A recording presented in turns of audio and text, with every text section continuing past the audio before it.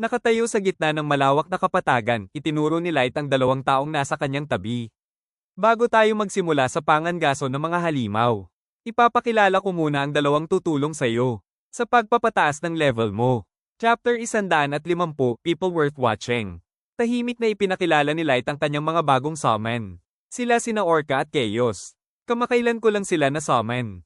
At simula ngayon, lalabas sila sa publiko bilang mga direktang tauhan ni Ellie, ang Witch of the Great Tower.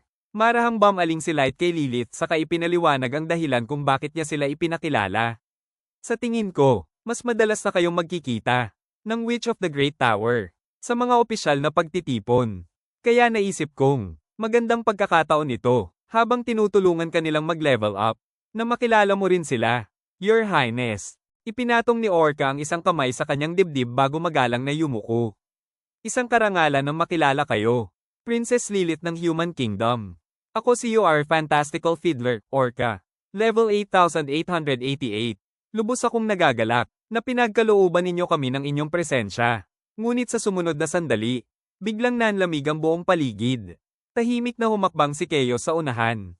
Wala siyang sinabi habang ipinupukol kay Lilith ang isang nakamamatay na titig. Maya-maya, malamig niyang binasag ang katahimikan. You are Menace of Mayhem. Chaos, level 8,888. Nang magtama ang kanilang mga mata, napatras si Lilith sa sobrang takot. Nanatiling walang emosyon ng mukha ni Chaos. Mabilis na nakabawi si Lilith saka magalang na yumuko upang ipakilala ang sarili. Ako si Princess Lilith, ng Human Kingdom. Lubos akong nagpapasalamat sa pagtulong ninyo sa kahilingan ko ngayong araw. Ngumiti ng magaan si Orca at agad na ikanaway ang kanyang kamay. Hindi na kailangan ng pasasalamat. Sinusunod lamang namin ang utos ng aming Lord. Kaya, wala itong anumang abala para sa amin. Bahagya niyang itinuro si Chaos na nananatiling walang emosyon ang ekspresyon. At, huwag ninyo sanang dibdibin ang asal ni Chaos. Wala siyang personal na galit sa inyo. Your Highness, ganyan lang talaga siya sa lahat ng nakakasalamuha niya. Matapos ang mga pagpapakilala, bumaling muli si Light sa tunay nilang pakay. Ngayong tapos na ang pagpapakilala, magsimula na ba tayo sa pagpapataas ng level ninyo? Your Highness, ikinumpas niya ang kamay sa malawak at masukal na kagubatan na nakapalibot sa Great Tower. Dito tayo mangangaso sa kailaliman ng kagubatan na nakapaligid sa Great Tower. Karaniwan, ang haharapin natin ay mga halimaw na nasa humigit kumulang level 300. Biglang nanigas si Lilith. Unti-unting nanlaki ang kanyang mga mata habang pinoproseso ang numerong narinig niya. Level 300 na mga halimaw. Habang nakatanaw sa kagubatan, tahimik na pinag-isipan ni Light ang dahilan kung bakit iyon ang napili niyang lugar. May dahilan kung bakit dito ko siya dinala. Noong ako ang nagle-level up, tinalo ko ang mga Serpent Hellhound sa tulong ni May. Pero ngayon, nasa panig na natin sila. Ayokong isakripisyo ang sarili nating mga tauhan. Sandali niyang inisip ang iba pang posibleng pagpipilian. At kung haharap naman kami sa mga ultra high level monsters na ipinatawag ni Ellie gamit ang Kutchamar, baka mamatay si Lilith sa simpleng pagharap pa lang sa kanila. Level 7 pa lang siya. At wala rin namang dahilan para pilitin siyang umabot sa level 9,999. Muli siyang tumingin sa malawak na kagubatan. Sa isip niya, malinaw na ang pinakaangkop na layunin para kay Lilith.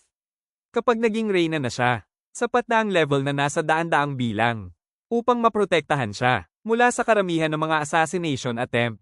At dito, sa kagubatan sa paligid ng Great Tower, wala tayong magiging problema na maabot ang antas na iyon. Hindi man ito ang pinakamabilis na paraan. Ito naman ang pinakaligtas para mapataas ang kanyang level. Tahimik na ipinaliwanag ni Light ang plano para sa kanilang pagsasanay. Si Orca ang maglalabas ng halimaw. Pagkatapos, si Chaos naman ang pipigil sa paggalaw nito. Kapag naipit na ang kalaban, gamitin ninyo ang bago ninyong sandata. At kayo ang umatake, Your Highness. Pagkatapos ay seryoso siyang tumingin kay Lilith, hinihikayat siyang huwag kabahan. Sa simula, huwag ninyong isipin na kailangan ninyong talunin ang halimaw ng mag-isa. Ang mahalaga muna ay makapagbigay kayo ng kahit kaunting pinsala. Kahit gaano pa kaliit, napalunok si Lilith bago marahang tumango. Understood. Lumapit ng kaunti si Light saka ngumiti ng may kumpiyansa. Huwag kayong mag-alala, nandito kami para protektahan kayo. Walang kahit kay titing na posibilidad na may mangyaring masama sa inyo. Bumaling si Light kay Orca, hudyat na oras na upang simulan ang pagsasanay. Orca, maaari ka nang magsimula. Magalang na yumuko si Orca. Yes, my lord. Dahan-dahan niyang itinaas ang kanyang biolin. Sa sumunod na sandali, isang maringal at mahiwagang himig ang umalingaw-ngaw sa buong kagubatan. Nagmistulang nababalot ng mahika ang bawat nota habang kumakalat ito sa pagitan ng matatiyog na mga puno. Monster luring tune. The Piper's Whistle. Halos kagad na nagkaroon ng epekto ang musika. Nagsimulang umugang ang masukal na kagubatan. Nagkaluskos sa mga palumpong. At mula sa kailaliman ng kagubatan, umalingaw-ngaw ang mabibigat na yabag ng isang dambuhalang nilalang na mabilis na papalapit. Biglang sumabog ang mga palumpong sa unahan. Mula roon, lumitaw ang isang dambuhala at nakakatakot na halimaw, sabay nagpakawala ng nakakabinging dagandong. Napaatras si Lilith, halos mapasigaw sa sobrang gulat. Level 300, Two-Jawed Lizard. Samantalang nagpapanik si Lilith na natiling kalmado si Light. Tahimik niyang pinagmasdan ng kakaibang nilalang, puno ng pag-uusisa ang kanyang mga mata. May normal itong bibig sa ulo. Pero ang tunay nitong sandata ay ang napakalaking bibig sa tiyan nito. Kapag naipahiga nito ang biktima, doon nito itong inunguya. Iyon ang natatangi nitong katangian. At, tila napakatitibay rin, ng mga kaliskis na bumabalot sa katawan nito. Hinaplos ni Light ang kanyang baba habang patuloy na inoobserbahan ang halimaw. May bibig sa ulo, at isa pa sa tiyan. Nakakatuwang isipin, kung paano kaya gumagana ang digestive system nito. Hindi man lang gumalaw si Chaos. Nanatili siyang nakatayo sa kanyang kinatatayuan habang malamig na ibinulong ang isang utos. Side of Chaos, slice it up. Sa isang iglap, sumabog ang umiikot na talam na parang isang rumaragasang bagyo. Bumalat ang napakatalam na uno sa dambuhalang halimaw. Bago pa man ito makapag-react, napaira-piraso na ang buong katawan nito. Isang kisap mata lamang. At ang level 300 Two-Jawed Lizard ay tuluyang hiniwa sa hindi mabilang na piraso. Wala itong nagawang kahit kaunting paglaban. Mula sa lupa, biglang sumulpot ang may itim na anino. Parang mga buhay na galame, mabilis nilang binalot ang Two-Jawed Lizard hanggang sa tuluyan itong hindi makagalaw. Shadow Dance. Nagpumiglas ang dambuhalang halimaw. Ngunit wala itong nagawa. Mahigpit itong iginapos ng mga anino na para bang bakal na tanikala ang nakapalibot sa buong katawan nito. Nang makitang wala ng anumang panganib, bumaling si Light kay Lilith. Your Highness, ganap nang naipit ni Chaos ang halimaw. Ang rapier na hawak ninyo ay may nakapaloob na wind magic. Kaya, hindi ninyo kailangang direktang tamaan ng halimaw. Tahimik na ipinaliwanag ni Light kung paano gamitin ang kapangyarihan ng rapier. Habang iniindayog ninyo ang rapier, maaari ninyong bigkasan ng spell. Sa isip lamang, o kaya'y sabihin ito ng malakas. Kapag ginawa ninyo iyon, magpapakawala ang sandata ng isang wind blade na siyang tatama sa halimaw. Ngumiti siya ng may kumpiyansa upang pakalmayan si Lilith. At kung sakaling mabaigo kayo, nandito kami upang protektahan kayo. Kaya, subukan ninyo lang. Tingnan natin kung paano ito gagana. Huminga ng malalim si Lilith. Mahigpit niyang itinoon ang kanyang tingin sa nakagapos na halimaw. Understood. Lahat ng ito ay para sa kinabukasan ng sangkatauhan. Dahan-dahan niyang hinugot ang kanyang rapier at humakbang pasulong. Tahimik siyang pinagmasdan ni Light. Isang prinsesa si Lilith, malamang, ni isang insekto. Hindi pa niya kailanman pinatay. Gamit ang sarili niyang mga kamay. Tahimik na pinagmasdan ni Light ang prinsesang nakatayo sa kanyang harapan. Isa siyang prinsesa na lumaki sa loob ng palasyo. Pero ngayon, pinipilit niyang patayin ang isang napakapanganib na halimaw na halos 5 metro ang haba. Kitang-kita sa kanyang mukha ang matinding hirap na dinaranas niya. Natural lang na napakahirap nito para sa kanya. Ang amoy ng dugo ng halimaw ay halos magpasukan na sa kanya. At anumang sandali, parang bibigay na ang kanyang katawan. Ngunit kahit ganoon, hindi siya umatras, hindi rin niya inalis ang tingin sa halimaw. Tahimik na humanga si Light sa matatag na determinasyon na nakikita niya sa kanyang mga mata. Pero, sa kabila ng lahat ng iyon, patuloy pa rin niyang sinusubukang talunin ang halimaw.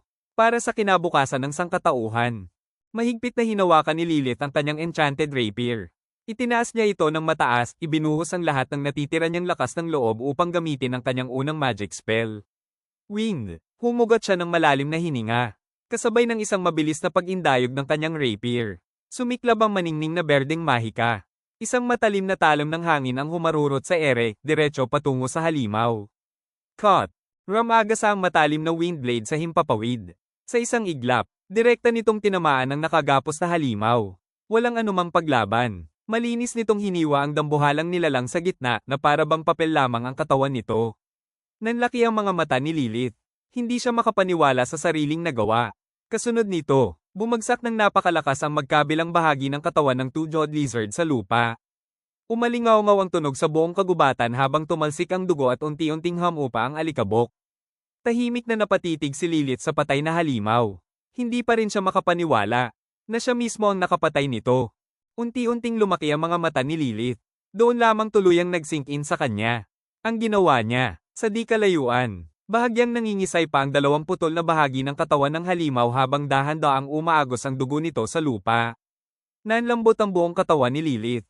Nanginig ang kanyang mga binti hanggang sa hindi na niya kayang tumayo. Unti-unting bumaba ang hawak niyang rapier habang ibigay ang kanyang mga tuhod. Bago pa siya tuluyang bumagsak, mabilis na lumapit si Light at inalalayan siya. Nag-aalala ang kanyang ekspresyon habang sinusuportahan ng prinsesa. Your Highness, ayos lang ba kayo? Namumutla kayo. Huminga ng malalim si Lilith, pilit na kinokontrol ang sarili bago pinilit ng humiti. Maraming salamat sa pag-alalay ninyo. Ayos lang po ako. Ipagpatuloy natin. Matapos magsalita, marahan siyang napabuntong hininga. Saglit na natahimik ang grupo. Ngunit habang ang iba ay naghihintay, hindi kailanman inalis ni Chaos ang malamig niyang titig kay Lilith. Tahimik lamang siyang nakamasid. Pagkaraan ng ilang sandali, humakbang siya pasulong. Nanatiling seryoso at walang anumang emosyon ang kanyang mukha. Napatingin si Lilith sa kanya. Sir Chaos, malamig na binasag ni Chaos ang katahimikan. Bakit? Pinipilit mo ng husto ang sarili mo? Nanatiling walang emosyon ng mukha ni Chaos habang tahimik niyang inilatag ang kanyang tanong. Narinig ko na gumamit ka na ng UR Shadow Double Card upang gumawa ng kopya ng sarili mo. Saglit siyang tumigil bago ipinagpatuloy ang kanyang punto. Kung ipapaubaya mo ang lahat sa iyong double at magtatago ka sa Great Tower o sa ibang ligtas na lugar, maiiwasan mo ang lahat ng paghihirap na ito. Hindi ba? Natahimik si Lilith. Dahan-dahan niyang ibinaba ang kanyang tingin. Pagkaraan ng ilang sandali, muli siyang tumingin kay Chaos, puno ng katapatan ng kanyang mga mata. Totoo, maaari kong ipaubaya ang lahat ng mahihirap na gawain sa aking shadow double. At kapag naakyat na niya ang trono, maaari ko na lamang siyang palitan upang hindi ko na maranasan ang lahat ng paghihirap na ito. Bahagya siyang huminto, pero dahan-daang itinaas ni Lilith ang kanyang ulo. Nagliliyab ang kanyang mga mata sa matinding paninindigan.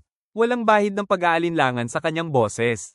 Kung may uupo sa trono, at basta na lamang magbibigay ng mga utos, nang hindi man lang nagbuhos, ng dugo, pawis, at luha, nang hindi dumaan, sa anumang paghihirap, walang sino man, ang tunay na susunod sa kanya. Mariin niyang ikinuyom ang kamao sa kanyang dibdib.